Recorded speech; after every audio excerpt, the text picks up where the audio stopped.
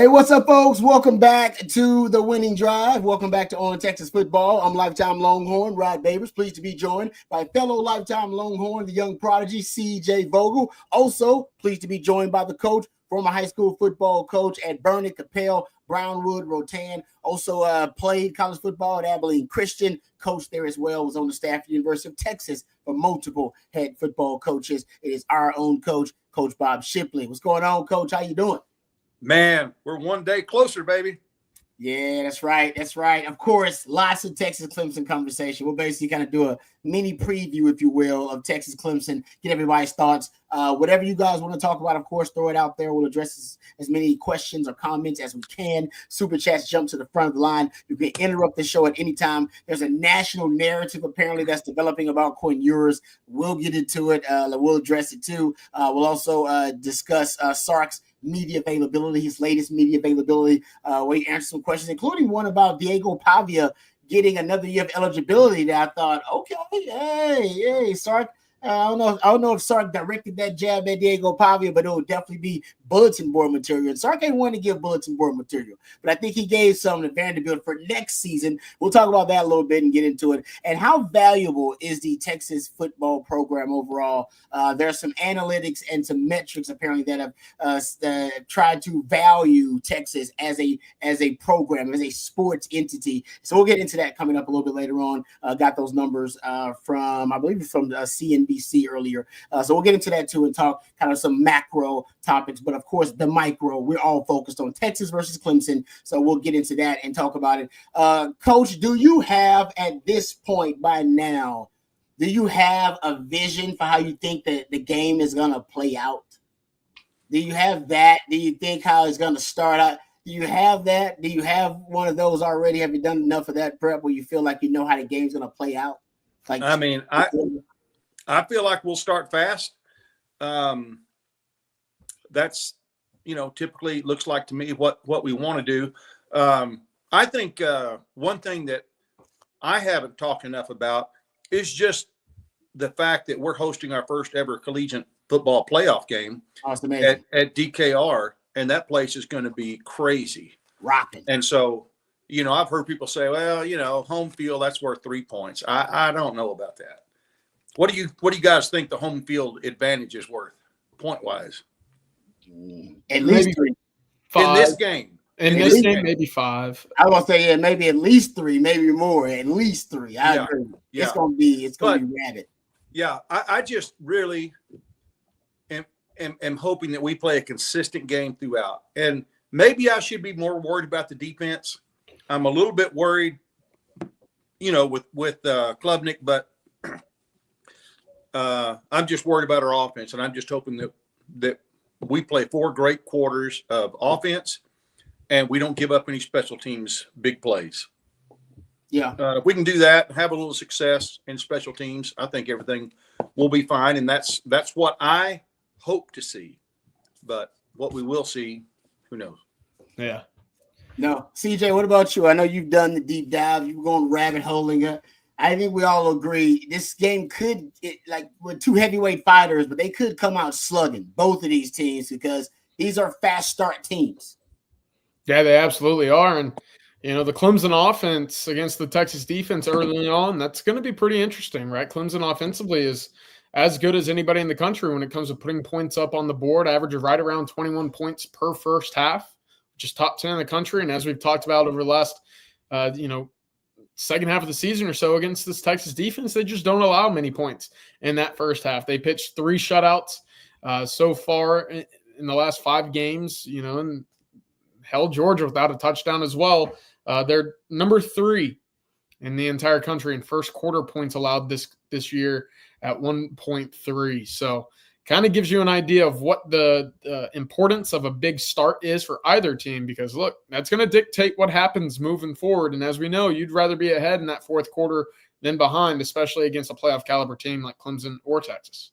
Yep, totally agree. I think they're going to get a fast start for both teams. Sark with extra time to prepare. I mean, he can be the boogeyman in the first half on that script. And I think Clemson's going to come out throwing some haymakers as well. And I think you'll get the best of Klubnik early on in the game. The second half, I think, could get sloppy just because Texas third quarter issues they've been one of the sloppiest teams in college football in the third quarter of the last 4 games. And Clemson, they are just, I can't really explain it. They're a bad fourth quarter team, defensively and offensively. You're talking about one of the teams, kind of a bottom 20 team scoring defense in the fourth quarter. So I think you couldn't get a sloppy game, and whoever really can play the cleanest game in the fourth quarter out of these teams could end up, coming out on top. I think that will be the Longhorns, but of course we'll talk about how that's the case in the different variables and factors that are involved with that. Of course, your questions, of course, we'll get to this, many of them as we can. How about this? Tex-Mex Horn 94 says, "Good afternoon, Rod, Coach Shipley, and CJ. Does anyone else love pissed off salty Sark? He's seen pissed off in the presser since the SEC championship. I, for one, love locked in and pissed off." Yeah, it did seem like CJ, you were there. It seemed like he was a little salty. Seemed like he seemed like because Sark usually is very, very kind of jovial with the media, very upbeat with the media. That didn't seem to be the case here. Can you explain it? You've been to all of them and you've seen Sark up close and personal in these media availabilities. This one was a Zoom call, but what were your thoughts? Yeah, I don't think Monday was all too bad for Sark. And then today, something, I think came in with a little something. And, who knows? It's a tough time in recruiting whenever it comes to the portal. You just wrapped up your high school class. You're preparing for the college football playoff. But maybe a little bit more feisty today than what we've seen in the past from Sarkisian. He's normally pretty good with the media, right? He normally gives each question, a pretty intricate thought. He gives it its due time in terms of his answers for most of these questions. But I don't know. You could kind of sense that maybe it wasn't his best day today in the media, and maybe that stemmed from practice. Who knows? Texas is expected to be on the field right around now for its final walkthrough of the week, and then obviously tomorrow you'll get ready to go to the hotel. And he said also today that it's treating it like a home game, right? It is. It's a little bit more ramped up, obviously, because of the college football playoff implications, but everything else will stay the same. But yeah, today maybe a little tired. Who knows? Yeah, I agree. I watched some of it, and also I felt like a little bit of a, I don't know. I would say focused. I would say a little bit more focused. Sark. He didn't seem he didn't want to be distracted by the media coach. He seemed like he didn't have time for that. Usually, as he makes time for the media and every question. He seemed like today he didn't have the time. Like, I ain't got time. I got other stuff going on. Okay, so I haven't seen the press conference yet. I don't know what he got a little feisty about, but I would imagine he might be feisty about all the rumors floating around about his quarterback. He may be sick of it, and maybe he thinks some of the media that was in on the call is responsible for some of the smoke out there. I don't know. Which rumor, Coach? Because there's like 3 of them. I'm with you. They're all about the quarterback. Okay, so the first rumor is, I don't know if it's a rumor as much as it's just people's opinion and speculation. But naturally, there's a narrative. I was watching, actually came across my timeline, I should say. And I actually sent you guys this too. Joe Klatt is on this bandwagon. Dan Orlovsky on ESPN also had a take about it as well on some of the kind of the national shows. And basically, it's that Quinn's on the short leash, and that Quinn has a bad quarter, bad half. That Sark's going to pull him, and he's going to put in Arch. But both. And Joe Klatt's take was basically that the offense is a better offense. Dan Orlovsky's take was that short leash for Quinn. The Joe Klatt take is that, or at least it was, that it's a better offense with the mobility, which we all know. We've talked about the verticality, the vertical passing game, because the deep ball opens up a little bit more with Arch. So that was his take about it. So I think some of that, Coach, I'm with you, having to deal with that. All right. And then also, yes, there are rumors about Quinn that he may not pursue the NFL after this season. And if he does decide to pursue another year of eligibility, will that be at Texas or will that be elsewhere? That kind of thing. So that's those are the rumors coach is referring to, I believe. The rumors. Well, and I can tell you obviously I've never been a coach at a place like Texas, but a head coach. But man, the last thing you want in the playoffs is to have distractions for your team. I mean, that's you want your team locked in and focused 100%, And one of the things that I love that Coach Herman used to always tell the team is turn down the volume on all the outside noise and turn up the volume of your team and your staff and our culture. Listen to what your coaches are saying, what your teammates. Don't listen to all the outside noise. And I know that's almost impossible to do, but I'm sure he doesn't want any distractions at all from his team. He doesn't want, players wondering what the coaches are thinking. I'm sure the players know exactly what the coaches are thinking. Yeah, sorry, go ahead, Coach. Finish up. No, that's pretty much it. No, I'm to add to your point. I was like, right now at this point, the players would have to almost tune out and turn off their social media because the timeline is showing you. Because there's another Mel Kiper had a take actually recently about Arch. Everybody's got a take about Quinn Ewers and Arch. This point, it seems like nationally that's a hot headline to grab onto. You got to have a take about it.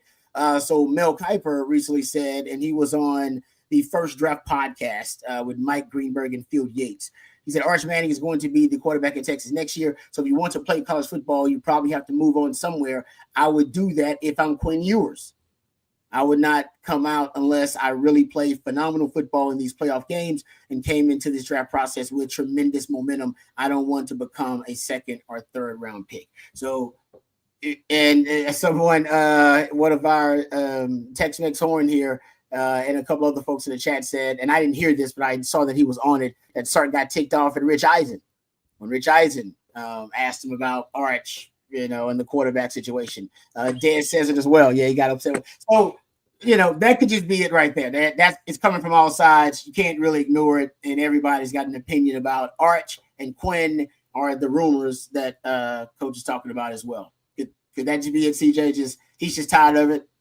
I would have to imagine. I mean, you hear this conversation every single day for the last really 6 months. And you're Steve Sarkisian, you're saying our quarterback for the second straight year got us to a conference championship year, got us to the college football playoff, and everybody wants to see what's next. Is the second option better? And Sark, again, has gone to war for Quinn Ewers, right? He's kind of the guy that, in my eyes, at least is going to want to give him the benefit of the doubt. So you got us here. Let's see if you can get us all the way across the finish line. If a decision has to come, let's wait until that decision has to come before we even start to hypothesize or go down the road of hypotheticals here. And so I would have to imagine it's exhausting.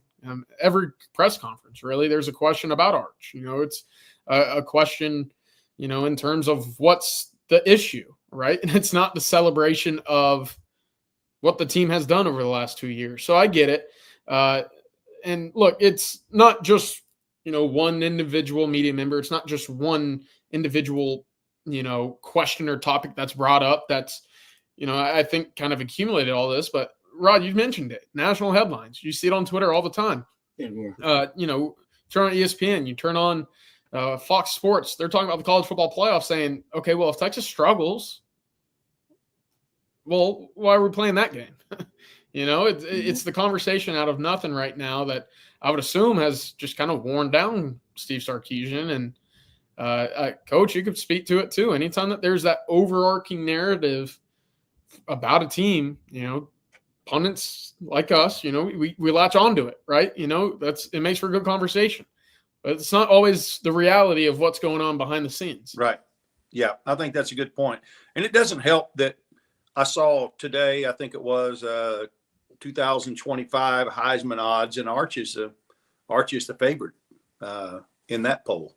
So that, that kind of stuff doesn't help things. And you got to feel for Quinn. I mean, every time Arch comes in the game, the stadium just erupts, and you got to be mentally tough. I mean, all the things that Quinn has been through in his career, and then, to have his backup go in and receive applaud that Quinn rarely sees, because he's in the game. Golly, that's tough, man.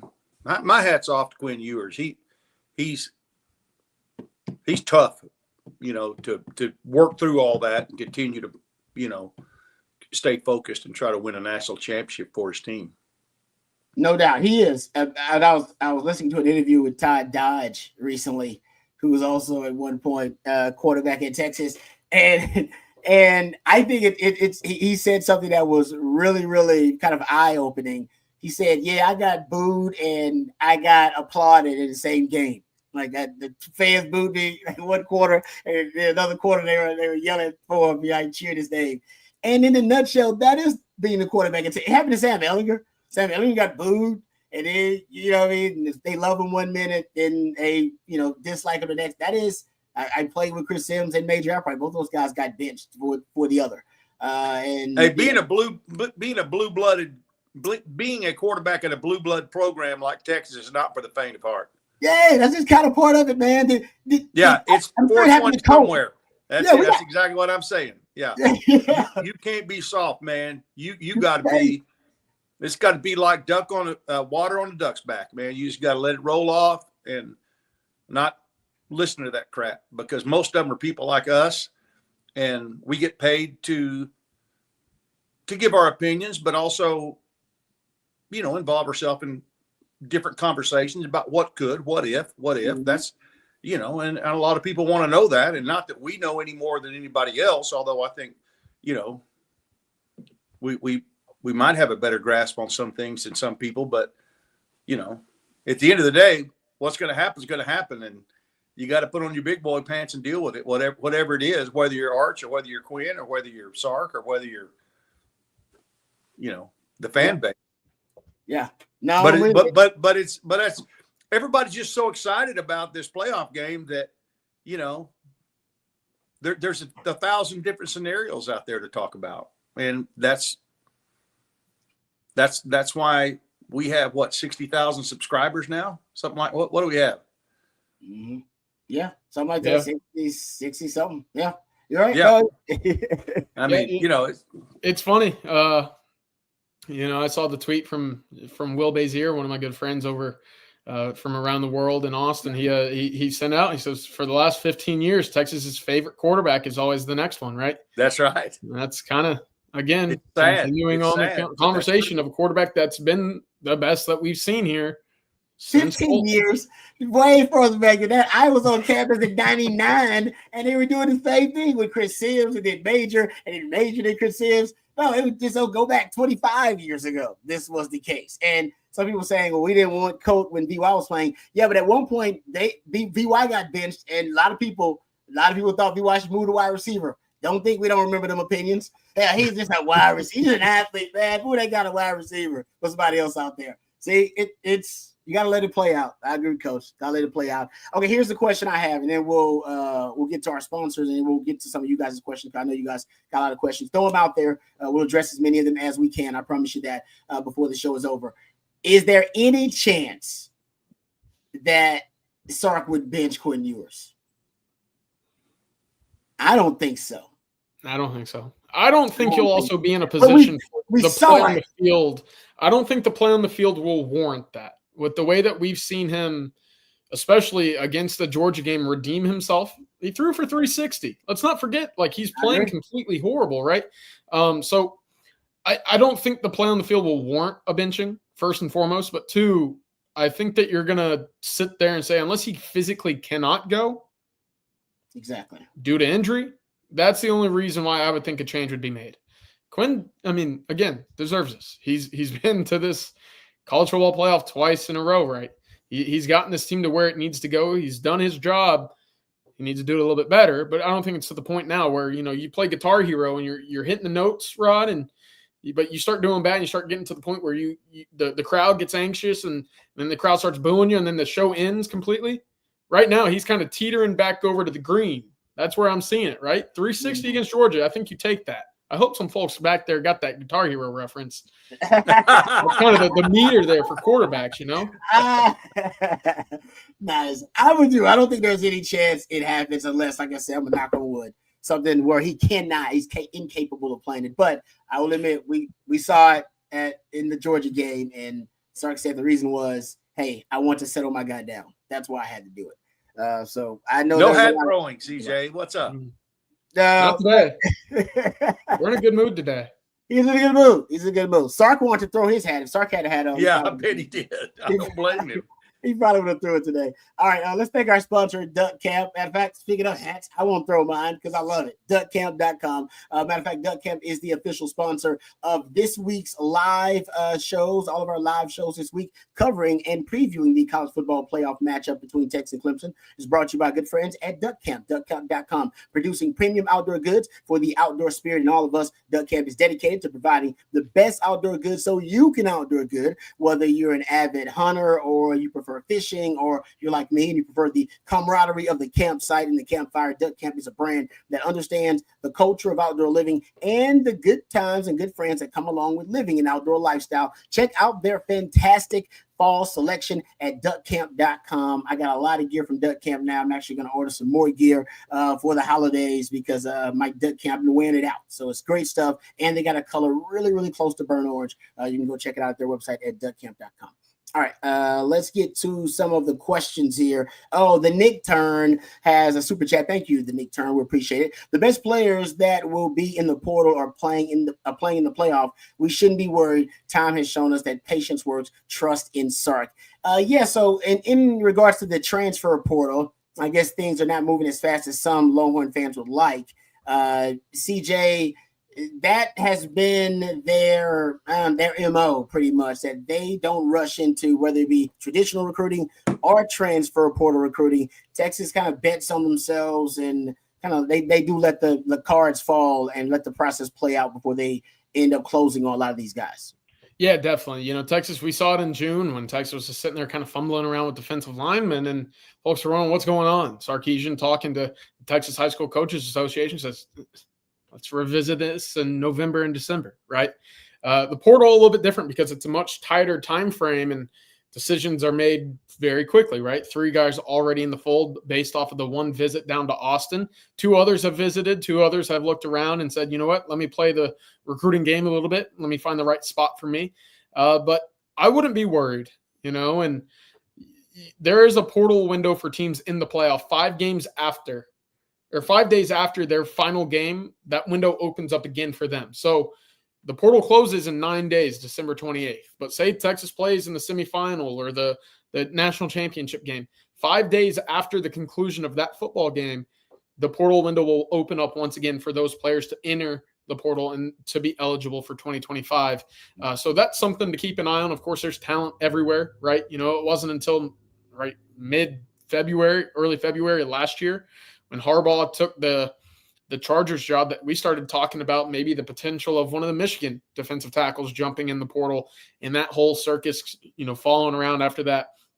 But no, I wouldn't panic for Texas. Again, you're seeing a lot of teams maybe spend a lot of their budget early on in terms of this college free agency world. You know, Texas Tech's been on a heater of all time. LSU's been knocking it out. Ole Miss, I think, will come to play every single year now in the portal. Texas has been good in the portal. And I think, again, based off what we've seen in recruiting and what we've seen through 2 or 3 years of portal history now, I don't think there's much to really doubt when it comes to how this staff works and kind of comes away with the guys that they can use to contribute in 2025. All right. Good stuff there. Let me ask you, so just overall right now, who right now do you think are, or at least what position other than D tackle are targets in the portal? We know D tackle, of course, is going to be it. What other positions do you think Texas is looking at in the portal? It's an interesting one. I think maybe they take a peek at kicker. You know, running back's been one that you've seen some names kind of pop up. Quentin Joyner from Maynard just actually committed to Texas Tech. I talked about their heater. One name that just entered the portal at defensive line real quick before I touch on wide receiver, David Gusta from Washington State. Really interesting prospect, 6'3", 305, 310 pounds. Played 580 snaps this year, has over 1,200 for his career, 3-year contributor. I put up the note on Texas football yesterday, just kind of breaking down the portal transfer defensive linemen that Texas has added under Sarkisian. There's 5 of them. Rob, they've all played 3 years of football, at least, and they've all had at minimum 600 snaps beforehand. He would be right up there with Jermaine Lole, who had 1,800. You look at Trill Carter, who had 1,100. Tia Savea, 1,100. Some of these guys that Texas takes out of the portal, it's all because of production experience. Gusto would fit that. I think he might be one to keep an eye on. But wide receiver, they absolutely are going to take a look at another wide receiver, whether that be Eric Singleton, who left Austin without signing with the Longhorns, down to Auburn, down to Texas. Feels like a decision will come soon between one of the two. And Zachariah Branch, who, if that's a package deal with his brother, I think that changes a little bit about of the complexion of that recruitment. But that's a heck of a football player. So we'll see. But wide receiver, I think, has to be a spot where they at least look at and say, we need another experienced guy with pass catching, reps in big stadiums, big moments. Yep. Good stuff, CJ. It's 420 somewhere. Has a super chat. Thank you. We appreciate it. It's 420 somewhere. Let's get Wisner 1,000 Saturday. He's only 137 yards away, Coach. Wow. That's it. I didn't think we'd get a 1,000-yard rusher, Coach. I'm not gonna lie to you. I didn't think we'd get one. Huh. That's impressive. Pretty amazing, actually. I didn't think that they hit it either. I really didn't. And I'll admit, I mean, who thought it would be Trey Wisner? Yeah. Predict before the season which guy would hit 1,000. Nobody would have thought Trey Wisner would be the guy. So I think it is really an accomplishment for the line that they really had to kind of on the fly really figure out their identity and really evolve their identity in the run game. If they get to 100, if he gets to 1,000 yards in that game, they're going to win by 2 touchdowns or more. Yeah. The Texas running game is clicking, guys. To me, that's a huge part of it. And yes, it's got to be the wide zone, the outside zone. We've talked about this, Coach, that's the bread and butter concept. That's their go-to run concept. When that's working, seems to open up everything else, the counters, and then the duo and the power concepts. The question is Clemson going to have a game plan to stop it? Will they come with the 5-man front with a 50 front and really try their best to penetrate, contain the edges and penetrate and really compress those creases in the run game? I don't know if they can do it. According to Pro Football Focus, Clemson allows almost a little over 6 yards per rush on outside zones. If that's the case, Texas is going to eat their lunch in that concept. And if they do, there'll be no stopping that Texas offense. Yeah, I don't think that there's any way that Clemson's able to keep it close with Texas if they're running for 150 or 175. Of course, that's kind of been when Texas sputters, especially close to the red zone, it's because of a lack of a rushing attack there. I think if you find success with Wisner, yeah, good luck. Yep. Coach, what will be your guess? Does he get to 1,000 on Saturday? Yes, sir. Yeah, I think so. There you go. Boom. Gets to 1,000. Also, it's 420 somewhere. I also want those. TJ, how will the transfer portal work when spring semester starts at the beginning of January? If you in the Natty, that's January 20th. I like the way you're thinking. Yeah, it creates quite an issue, right? And I think that, again, that kind of goes into why some of these college coaches are saying, we got to fix this because you got your entire transfer portal, exits or entries all pushing into the start of the next semester. So if you're in the portal, let's say you're Justice Finkley or Tia Savea. I know it was reported that Finkley might be visiting Mississippi State later in the week, but they're still practicing with Texas, right? And if you're looking to find a new home, but you want to contribute and be in a part of the ride of the team that you've been a part of for 3 years, how does that work? If you're trying to enroll in classes, get off to the right foot with your future coaches and say, I'm here for you now when you're arriving a month late. I think that's tough. That's one of the issues that the NCAA or whoever's presiding over the college football portal will have to say, we need to get this all in a line so that the timelines match up with one another and you don't have something like this. You could start the season a week earlier. I agree. And you could also eliminate everybody taking off the first week. Because if you get a first round bye, then you're off 2 weeks, and I don't know if that's a good thing or not, actually. Hey, Coach, I don't know if that's gonna matter when they expand the playoffs anyway. Oh man, they're gonna do it, Coach. How can they do that? And they can do it, but they're gonna have to I mean, we're not helping ourselves any in terms of this problem of the transfer portal going into the latter part of January.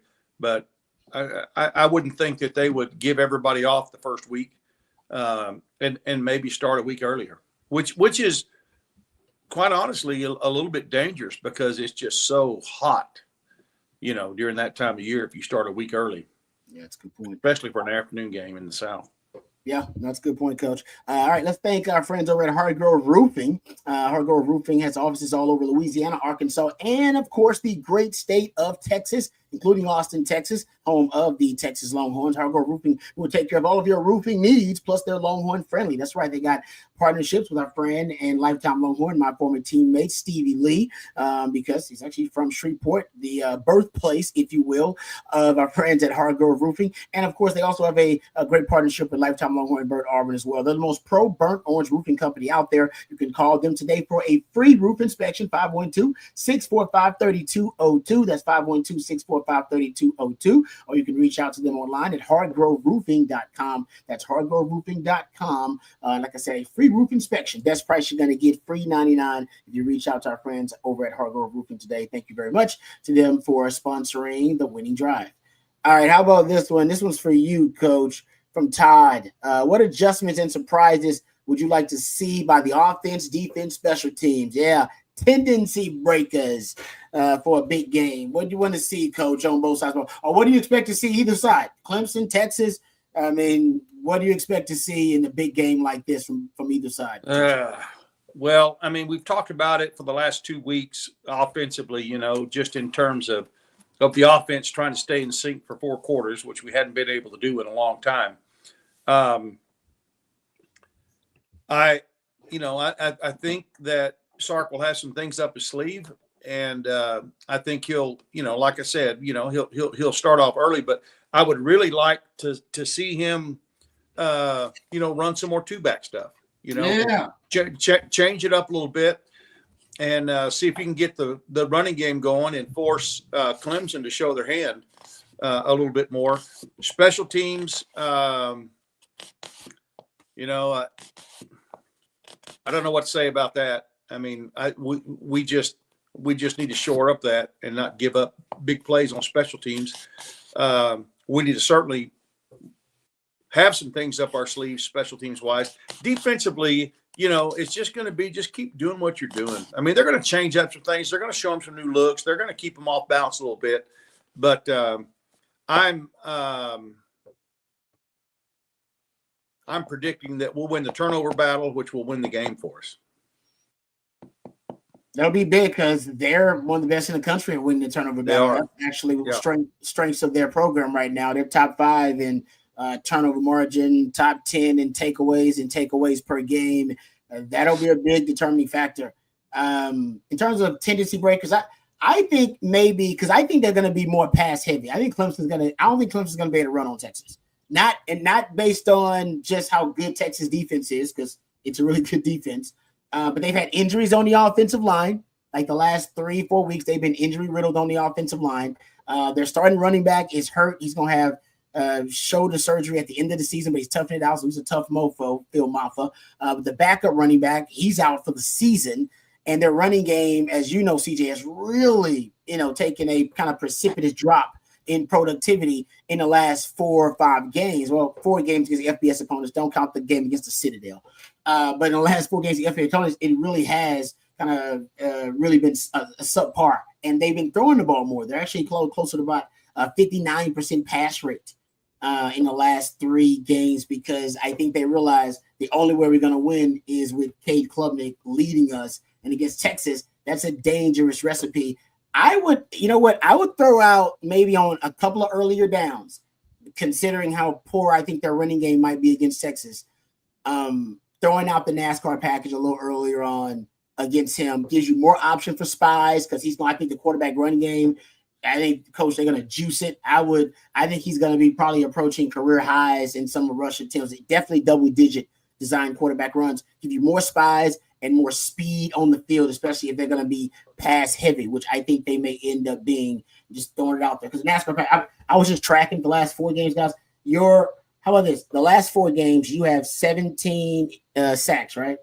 10 of those are in the NASCAR package. You only play it 26% of the time, and yet it's accounted for 10 of your sacks in the last 4 games. Accounted for 38% havoc rate. You're usually around 28% havoc rate, and 63% of your takeaways in the last four weeks have come out of the NASCAR package. You only play it 26% of the time. It is deadly. It does have some vulnerabilities. You can run on it a little bit. If you want to pound the rock, you probably can pound the rock on it, but that's why it's situation they've been really careful when they use it. But I think you can use it potentially at times against him to create more havoc and win that turnover margin you're talking about in terms of a tendency breaker. Yeah. They usually only play it on 3rd and long, pretty much, and at the end of halves. There, one thing for me, Matthew, if you can bring up that wide receiver or that rushing chart that you had up earlier, and this goes into the health of Isaiah Bond, but look at the success Texas has had with its wide receivers running the football, right? 7 attempts, and you got 24.5 yards with Isaiah Bond. You got 29 yards per attempt with Ryan Wingo. I'm not saying that's a sustainable thing, but we haven't seen it in a little bit. I think if you want to find a big splash play, that might be the opportunity. And I've seen some comments, obviously, about Isaiah Bond, what his ankle's looking like. He was back at work on Wednesday. He got a little bit of some light jogging in, try to get back into work. Today, try to ramp it back up is the plan. Sark said that things are improving, which for Kelvin Banks, also very important. Banks has been working with the first team since Monday, so obviously a little bit further ahead than Isaiah Bond, who did not practice or at least was sidelined Monday. But if Texas can get Bond, Wingo, maybe more Bolden involved in that wide receiver run game, whether it be a jet, an orbit, one of these reverses, I think that could be a big tendency breaker because we haven't seen it in a little while. That's a great point. Yeah, we haven't. It's great. Early on this season, it was a big part of it with Isaiah Bond going down and Ryan Wingo either having a different role on the offense, doing different things. I agree with you. I haven't seen it as much. I like that. Also, the belief is that Clemson's going to play a lot of man because they play a lot of man. They're top 20 man coverage team out there. If that's the case, that the targets to motion that worked against Georgia should work really well because you're just running away from those guys. A lot of switch releases, a lot of bunch formations, a lot of switch routes, scissors routes, running backs in the passing game, matched up against linebackers, play action pass to take shots downfield. So if they play a lot of man, which they could, it'll make things more difficult because they'll probably put another man in the box, makes it windows tighter to throw through. But Sark can scheme open opportunities, and like he did against Georgia. That's what he was doing against Georgia really, really well because Georgia they was playing some man, and he ended up being able to scheme some guys open. All right, let's get back to the questions. Good question there. How about this one? Matt says, give number 16 at least 6 carries, please. How about Arch Manning package? Not Arch Manning playing, the Arch Manning package. Coach, how many plays do you think we'll see Arch for in the Arch Manning package? Against Georgia, just 1 play? Well, I agree with Matt. I think 6 plays would be a good target, because you want to build off of it. I mean, again, one of the things that a good offensive coordinator does is he makes your opponents work on all the what ifs. Knowing that Arch can come in the game for 1 play, again, I've said the next step in this progression is him running a quarterback draw and at the last minute raising up and hitting a hot pass to a tight end or something, in the red zone situation. I think we're going to see that at some point. Obviously, I don't know how you couldn't, but maybe give him a few different looks so that when people do see him come in on film, they can't say, okay, this is every play he's come in his package, and this is what they've done. Well, they have to keep expanding on that, or, people are going to load up and stop it, So I would love a package to see him get, I don't know about 6 carries, but certainly 6 snaps. Yeah, I thought when you saw it against Texas A&M, that was going to be kind of the focal points of the offense moving forward, and it wasn't the case against Georgia, right? He was on the field for 2 snaps. One of them went through his legs for that design trick play on 4th down. The other one was just a 5-yard run, which take those in the red zone. That was to begin overtime. I was surprised you didn't see more of them, and maybe that's more of a deep red zone situation, like down to the 10 Texas didn't get past the 14 on any snaps the entire game. How crazy that is. But you get what I'm saying, right? Maybe it's just something that they only feel like they can utilize or wanted to throw out there when they're within the goal to go down in distance. So I don't know. But I do think there needs to be something to switch up kind of the monotony of the red zone failures, because that's been something even beyond Quinn Ewers that has plagued this Steve Sarkisian era at Texas. Is you can move the ball, but when it's time to punch it in and get some points on the board, you're met with a little bit more resistance than normal. So I think that's a tendency breaker. I think that Arch just being a good football player is something you should at least try to utilize, right? Yeah. No, I agree. And definitely in the red zone, because they need some juice in the red zone. They need a spark in the red zone. The last 2 games, I believe they scored 2 touchdowns in the red zone. That's it. Out of the 8 opportunities they've had, field goals, right? 3 field goals. But Bert Auburn is not as dependable as he once was. So I agree. It makes it even more, in my opinion, more of a priority to expand that package, as you guys are talking about, that Arch Manning package. I'll say this too. His rushing numbers must be insane. Just thinking about the top of my head right now. And take out the sacks because that's annoying. And he's probably been sacked 3-4 times. But man, just thinking about it right now, his rushing. I mean, he has the long run, 75-yard run. Yeah. Was a 16-yard touchdown, whatever it is, against the Aggies. Like in terms of the positive yards when there is like a designed run. I mean, he's just the guy makes something happen, man. He's just a gamer. So I think I got the perfect play actually for Sark. I'll put it out there on social media, and I probably shouldn't. Matter of fact, I'll just share it with you guys. I'll tweet it. I'll text it to you guys. I don't want it out there in case Sark actually wants to use it, but it will be the perfect play for Arch. All right, let's get to some super chats here. Edgar says, not knocking Quinn, but why does he have so much trouble under or overthrowing wide open receivers? Mechanics, mental, or both? Thank you, Edgar, for the super chat. We appreciate it. I don't think that's a problem with him a lot. I think when he's under pressure in the pocket, that can be the case. I think at times when he has to go deeper into progressions, maybe that is the case because the mechanics erode, the footwork becomes erratic, that kind of thing. But when he's on time and he's on schedule, Quinn is accurate. The ball placement's on the money, and that's most of the time. I agree. So I don't know if this is what you're talking about, Edgar, but under pressure, I agree with you. Under pressure, some of those mechanics fade, and under pressure, oftentimes it's late. It's when he's getting deeper into a progression when the first read or the second read is not there, and he's got to work through progressions. And then as the pocket deteriorates, it seems so does his mechanics, so does his footwork at times, and that leads to throws being off their mark and erratic. When the third progression guy was open, it's like, hey man, that guy was open. How'd you miss him? Well, you got to go back to some of the things that you're talking about. So that's what I see. But maybe Edgar, you're talking about something else. If you are specifying, let me know. But thank you for the chest. What are you guys' thoughts? I don't know. It's interesting because some of his best throws this year have come where he's been on the run and he hasn't had solid footwork, right? And I mean solid footwork as in, the typical, this is my motion to throw. It's kind of on the move, that creativeness. And you look at Michigan, what was the storyline out of that was, we've never seen Quinn Ewers be this good on the move. Yep. Flushing out. We saw that again against Georgia. And so there's been some more recent success of the deep pass, right? Matthew Golden's kind of been that guy for him. Both against Georgia, against Texas A&M. They had deep ball wins there.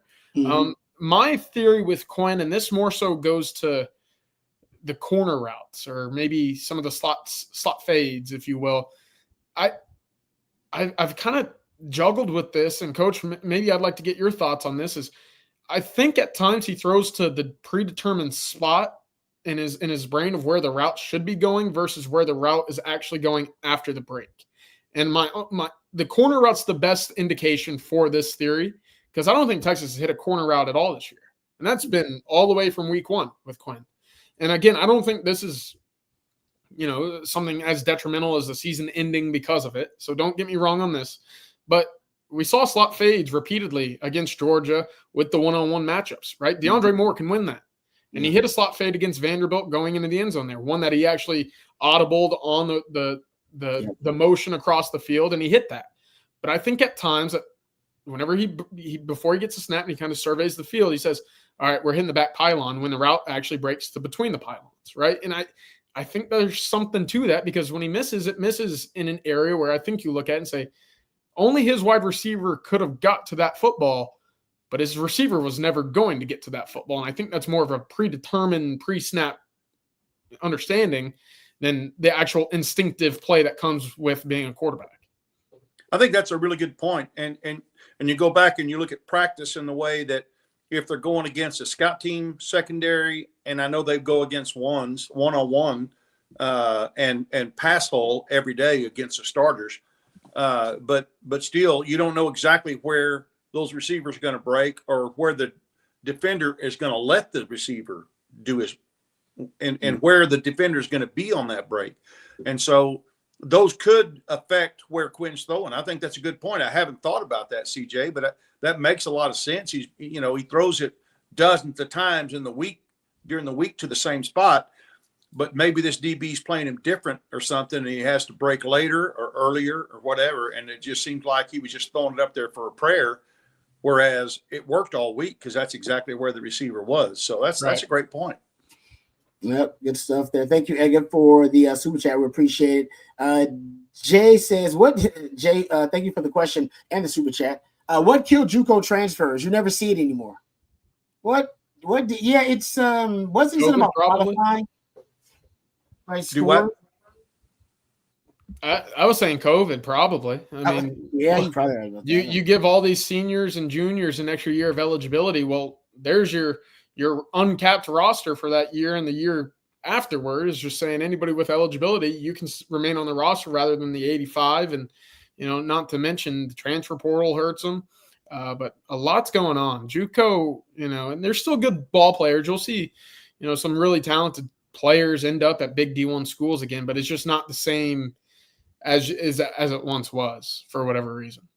Yeah, I've always thought, people are at a Juco for one of two reasons. Well, one of three reasons, really. They haven't physically developed yet. They have poor grades, or they were just overlooked. And so I guess the fourth one could be they have some baggage, maybe some arrest, maybe something going on. A lot of the things, if you'll notice going through those things I just talked about was, they're negative. There's not many positive reasons that a guy goes to a junior college. Yeah. And I don't like the fact that they're giving these guys 6, 7, 8 years eligibility. I can see 6. My son Jordan got 6 years, but it was very legitimate. He didn't have, COVID and, all that stuff, obviously because of injuries. But every time you give a kid another year of eligibility, as you start getting to 7 years and 8 years, as you say, that's another scholarship taken away from a JUCO or a high school kid. And I know high school coaches do not like it. All of them I talk to that have kids being recruited are so frustrated because these guys keep coming back and they keep signing these guys. They keep petitioning and getting these extra years. And like I said, every time that happens, that's another JUCO or high school kid that's not going to get a scholarship. Plus I think that high school counselors and coaches and teachers have done a better job of prepping kids to take the ACT and the SAT test. I know we had anybody that wanted to try to pursue college football. We had some teachers that would come and tutor those kids on the SAT and ACT one night a week, and even throughout the summer whenever there was a test coming up. And so kids are more prepared now to take the test, and there's a better pass rate. Used to be a lot of them, there was never any work put in on teaching them how to take the ACT or SAT test. But so you don't see as many players in junior college because of bad grades anymore, typically because, they're undersized or they're just simply overlooked. All right. Thank you for the super chat, Jay Lee. We appreciate it. Marty's got two of them here. Thank you, Marty. We appreciate the super chat. Thank you. Said Sark standing up for Quinn shows the deep conviction of the team culture. A natty will come to the 40 acres soon. I agree with you on that, Marty. No doubt. It could come this year.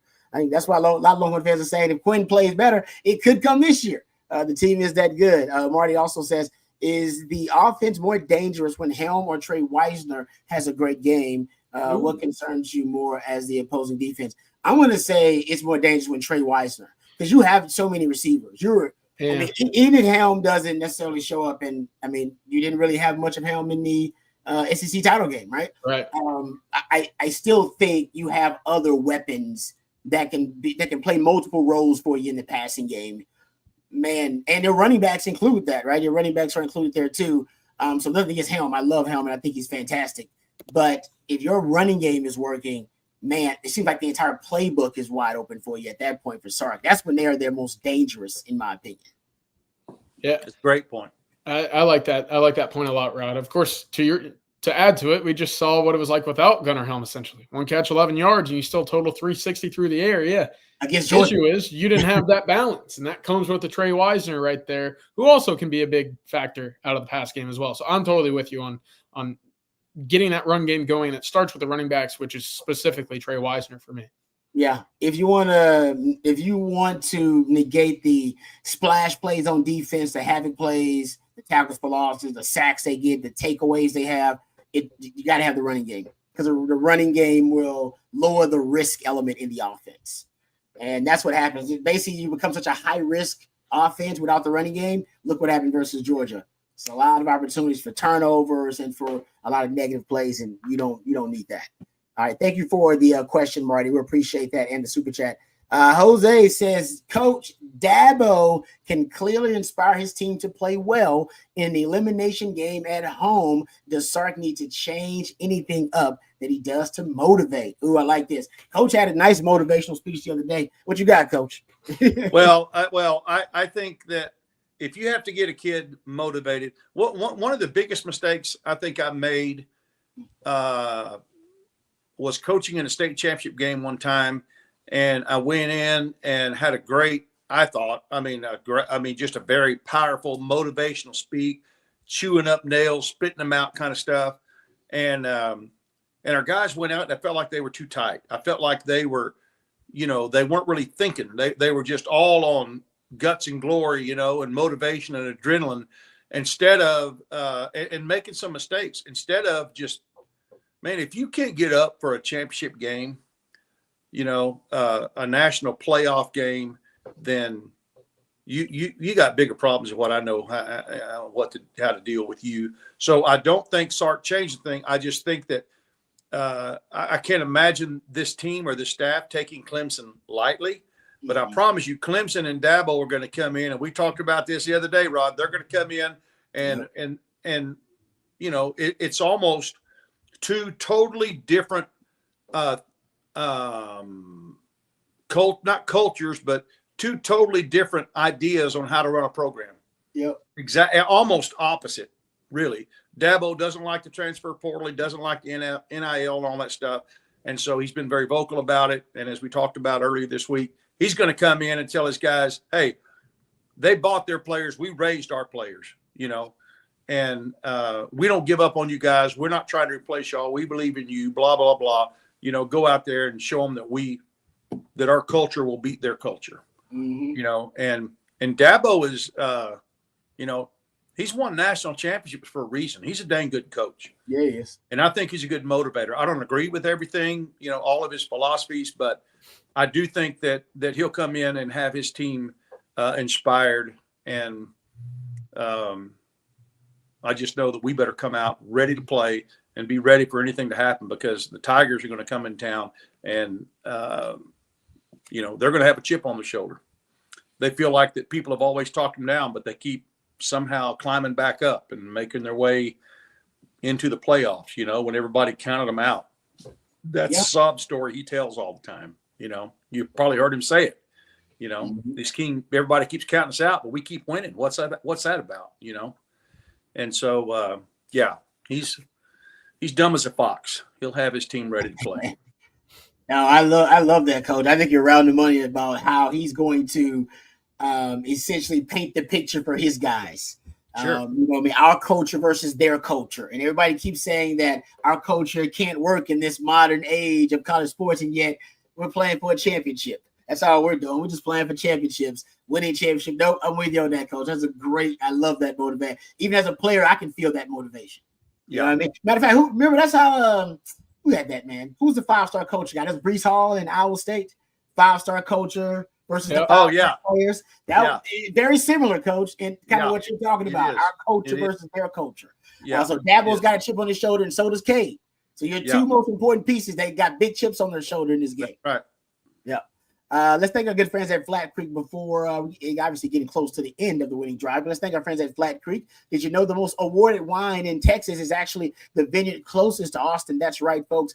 Flat Creek Estate Winery, just minutes from downtown Austin, and they've won award after award this year for their vintage wine, Super Texan. Super Texan is now available at your local Specs, so you can try it there. Also, they have it at your local Central Market. I do some grocery shopping there, so a nice display of Flat Creek Estate wine. So the word is getting out about their great wine selection, but also it should be getting out about that gorgeous venue because Flat Creek is also a fantastic venue. Barbecues, wine tastings every single weekend. It's perfect for a date with your significant other or a weekend getaway with your significant other. That's Flat Creek Estate Winery, flatcreekestate.com. Go check it out for yourself, or actually go book a reservation to go out there and see that venue, and you can enjoy the wine as well as enjoy the ambiance of Flat Creek Estate Winery. So thank you very much to Flat Creek for sponsoring the winning drive. All right, we got a couple of questions. Try to get to them before we end tonight's live stream. This one from Whitney. Thank you, Whitney, for the question. Update on Banks and Bond.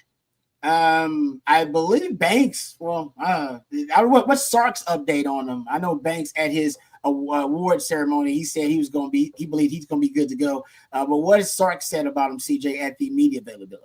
Yeah, he said both of them are improving well, which is exactly what you want to hear. Of course, Banks still in that timeline from Quinn 2 weeks ago going into the Georgia game, just ramping up his involvement in practice. Again, he was with the first team on Monday. I expect him to be a full go Saturday. Bond, a little bit of a different story.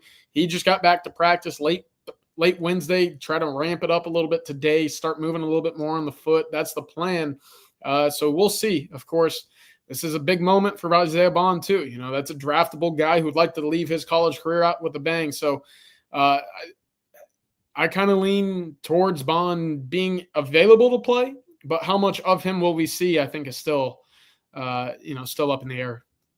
All right. Good stuff there. Thank you, Whitney, for that question. Rudy wants to know, will we be able to have an effective run game against Clemson? Yes, the $4 million question.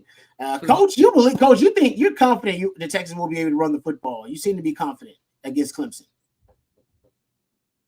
Oh, Coach, you're muted, I believe. Sorry. I just feel like that, with the exception of Georgia, and we've talked about that till, tired of talking about it, but it just wasn't a good fit. We just did not match up well with him. But I think we will. And I just think that what's on the line, I think Sark will come up with some different plays. I was thinking about this. Is there a possibility that he could come up with a different person for the Wildcat package? How so? Who do you trust? That's the question with the football. Yeah. Well, that's true. Jaden Blue would be a good one if he was, securing the ball, obviously. Yeah. Jerry Gibson would be a good one if he could secure the ball. I mean, I don't know if he trusted them to have the ball security to be able to do it. Do you have a Ryan Niblett? I don't know. Like I have no. That's a good question because we were banned that in the 6-0 line package. We pretty much had decided. Sark was like, we don't need him this year. Don't need him this year. I'm not breaking tendency with him. It ain't happening. And I'm with you. I don't know. Maybe Sark just doesn't have the personnel he thinks to run it. Maybe not. But Rudy, I'm going to say yes, because if we don't have an effective run game, we're not going to win the game. I just don't think you're going to win the game without being able to run the football. Yeah, I think that's basically the blueprint for most of these playoff games, right? The team that can establish that ground presence better will have a better, that easier route to victory. And for Texas especially, we've seen it when you don't have that run game going, it becomes a much steeper hill to climb. No doubt. It's a lot more. There's a lot more blitzes and a lot more pressures on the quarterback. And we haven't responded great at that, to those things as often as we need to be. Yeah. And that's what Clemson does well. They're a havoc-wreaking defense. They're top 25 in sacks. They're top 10 in tackles for loss. They're top 5 in takeaways, top 10 in actually takeaways per game. I mean, they are a havoc-minded defense. You want to be able to kind of mitigate any damage that they could do. Running the football is the best way to do it. It would, like Coach said, it negates any of the pressure packages. TJ Parker, their best player. I think he's a good run stopper, but he's an elite pass rusher. So you can kind of take away the weapon that they have on defense. So yeah, running the football, and it's going to be part of, what can they find in the run game that works. When they sparked the run game versus Kentucky and versus A&M, it was the wide zone. All right, that was where all their explosive plays were coming from. That had became their main hang their hat on concept in the run game. Didn't work versus Georgia because Georgia was like, hell no, you're not running those slow developing plays. No wide zone, no counter versus us, no screen game. Figure it out from there. And those, in terms of conceptual signatures, that's a lot of what Sark's identity is based on to start out. Wide zone, screen game, those counters. And I think you'll find some of that works versus Clemson. They're just not Georgia. Hey, let me ask you guys this. Have y'all heard anything, or do you think there's a possibility? Are they training Trevor Gooseby at some other positions? Not that I've heard. Not that I've known of. No. Yeah, that dude deserves to be on the field somewhere. I mean, I'm not saying he's going to beat anybody out, but I mean, if you have an injury, it would sure be nice to have a guy with some proven experience in there. I know that's probably a lot to take a guy from tackle to guard, but hey, put him as a sixth offensive lineman and run the damn ball. I love that idea. Put him out there as your sixth offensive lineman and run the dang ball. That's a great point. I'm with you, Coach. I like that. Sean says, "Hey, Rod, could you please say something to infuriate CJ so he tosses his cap?" Don't do it. I guess I can say something about Quinn. I will. Def Leppard sucks. Thank you, Sean, for the super chat. There you go. See, Matthew always keeps the gift ready to go. Thank you, Matthew. Matthew's a constant professional. And thank you, Sean, for the super chat. Ryan also, he says, off topic with this, I always watch y'all's podcast with the biggest 4-year-old Longhorns fan ever. Could we get a happy birthday, Aiden? Shout out, Aiden. Happy birthday. Happy birthday. Happy birthday, Aiden. Happy birthday, Aiden. Hey. Get them horns up, buddy. And thank you for your support, Aiden. We appreciate that. That makes you family. Ryan. That means a lot. All right. Awesome. That is awesome. Okay.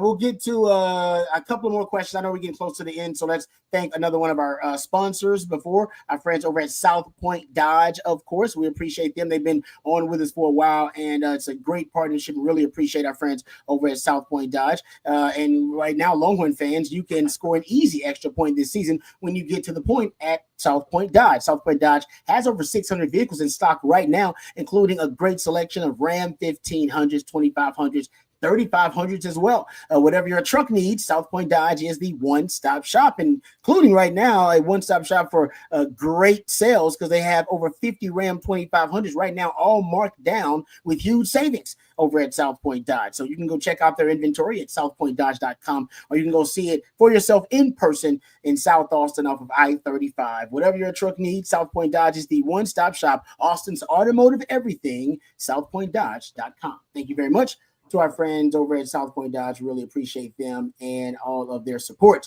All right, Kelly wants to know, has Bert Auburn become a liability? Added to the list of things. There are like 4 things that I think could come back to haunt Texas in this game. And I'm hoping that, me mentioning them is not going to jinx the Longhorns. The third quarter issues that have affected them the last 4 games. The red zone issues that have affected them the last 2 games. I would say Bert Auburn's issues in the kicking game, which have become somewhat of a liability too. And then I'll just say the running game, whether the running game, and I think the running game will actually be an asset for them versus Clemson, but obviously against Georgia, it We thought the running game had found its identity. It did not, but I think that's more of a Georgia specific issue and not a Texas issue. But those are kind of the four things that I think have come back to haunt him. So we'll see. But yes, you guys will. I think so. He has become a liability. What are you guys' thoughts? Hey, that changes. It changes your play calling. Yeah, it changes your strategy completely. And gets you out of what your gut tells you to do, because you're like, oh crap, I don't know if I could take another one of his misses, or whatever. And I don't know if that's how Sark feels or not. Who knows? It's purely speculation. But it does affect the way you call plays if you don't have confidence in your kicker. And I hope Bert's had a good 2 weeks. And I don't know. I've told y'all this before. I don't know what to tell a kicker. I've had some really good kickers. I had a great Big 12 kicker at Kansas State. I had a great Big 12 kicker at TCU. And I was asked, how do you coach kickers? And I say, you keep your mouth shut. You keep your mouth shut. Okay. They got their kicking coaches. You don't jack with them. Yeah. I don't know how to get a kicker back in the groove when he's in a slump. I don't know how to do that. I'm hoping Bert can figure it out. Yeah. Yeah. No, I got faith in Bert Arvin that he'll figure it out. Then when you need him most, he will. But the thing about it now, you have a defensive, basically a defensive formula to win. So field goals are really important. You want to take them points because with your defense, as CJ's mentioned, what's your magic number, CJ? 24. 24. You know what I mean? You that you can score around there, you're good. And for Texas, I agree, taking those points, that's important when you have a defensive formula. And now Sark may be influenced to take more risks down there if he doesn't trust his kicker. So I agree with the coach. Definitely will influence his play calling. There's no doubt about that. All right. Cisco says Sark needs to call the game of his life Saturday. We don't want Steven to show up. Yeah, we don't want Coach Steven. We won't Coach Sark. That's our guy. Sark's our guy. We've been seeing a little bit of him in the third quarter, just a little flashes of him in the third quarter. I will say this. Texas, in terms of explosive plays, because Clemson is a really explosive offense. They're a top 10 explosive offense. Texas is more explosive. Texas is top 3 most explosive offense position in the country, looking at 20-plus yard plays. If you're looking at explosive plays allowed, that's the difference. Texas is the best defense in the country and explosive plays allowed in limiting explosive plays. Clemson has allowed as many explosive plays, as many explosive plays or more than anybody else in the college football playoff. That defense gives up a lot of explosive plays. And that, to me, will be the question. Because I think Texas defense will limit them to their lowest number of explosive plays they've had this season. It's the best defense they've played. But in terms on the other side, that Texas offense, how many explosive plays will they make versus Clemson? That could also be a huge determining factor that I don't think we've discussed enough. So throwing that out there too. All right. Michael, I believe, has a question here. Let me throw that one out there and then we can end it. Do you guys think that Sark should consider playing Gibson more in short yardage and red zone situations? I know he had fumbles, but he had something on the ground that's currently missing in the red zone.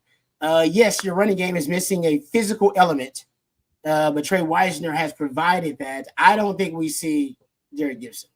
Thoughts, Jim? I think you got to roll with who you can trust. And do you trust Jared Gibson? I hope so. But fumbles have been an issue. And we've talked about what's the most important part of this game against a team that forces a lot of turnovers, ball security. And so if that's the biggest question mark, then I don't think you're going to see him. And I think that goes for anybody on the team who has been inconsistent with protecting the football this year. I agree with that 100%. Yeah. I think spring's going to be a big spring for him. Yeah. And next season. Because he's very talented. There's no doubt about that. But the ball security is an issue. All right. Thank you guys for all of the questions. And also thank you to our friends at Duck Camp. Duck Camp actually sponsoring all of this week's live shows as we preview and break down the college football playoff matchup between Texas and Clemson. So thank you very much to Duck Camp, producing premium outdoor goods for the outdoor spirit in each and every one of us. And Duck Camp is dedicated to providing the best outdoor goods so you can outdoor good, whether you like to hunt or fish, and whether you like me, you like the camaraderie of the campfire and the campsite. The Duck Camp is a great brand that understands the culture of outdoor living and the good times and good friends that come along with living an outdoor lifestyle. Check out their new fall selection today at duckcamp.com. All right, gentlemen, getting the end of our show today, the winning drive tomorrow. Just to remind everybody, we are going to be live from the co-op tomorrow, as we always are on Fridays for home games, and it is a home college football playoff matchup. So that'll be a time of our live stream. CJ, just really quick for those who are keeping up transfer portal, any transfer portal news related to this weekend for the Longhorns in terms of players or anything like that? Not particularly. Texas focused on the college football playoff. They're still awaiting a decision from Eric Singleton. Max Clare doesn't feel like the Longhorns, got it across there either. We'll see what happens with Zachariah Brands. For right now, nothing imminent. It's good. That means we can just focus on beating Clemson. It's a beautiful thing. There'll be a lot of orange in that stadium on Saturday. Coach, thank you for all the wisdom and the time. We appreciate it. Thanks to Matthew behind the scenes. Always doing a great job. He is the real MVP. CJ, thanks to you as well. You do a great job as always. Thanks for all the super chats, guys. Can't tell you how much we appreciate you guys helping us build this On Texas football community. If you have any questions that we did not get to, just direct them to us tomorrow for tomorrow's live stream. Also, thanks to all of our sponsors. Thanks to duckcamp.com, as we said, southpointdodge.com, flatcreekestate.com as well, and hardgroveroofing.com. We appreciate them as well. And until next time, for Coach, for CJ, and for Matthew, hook 'em horns.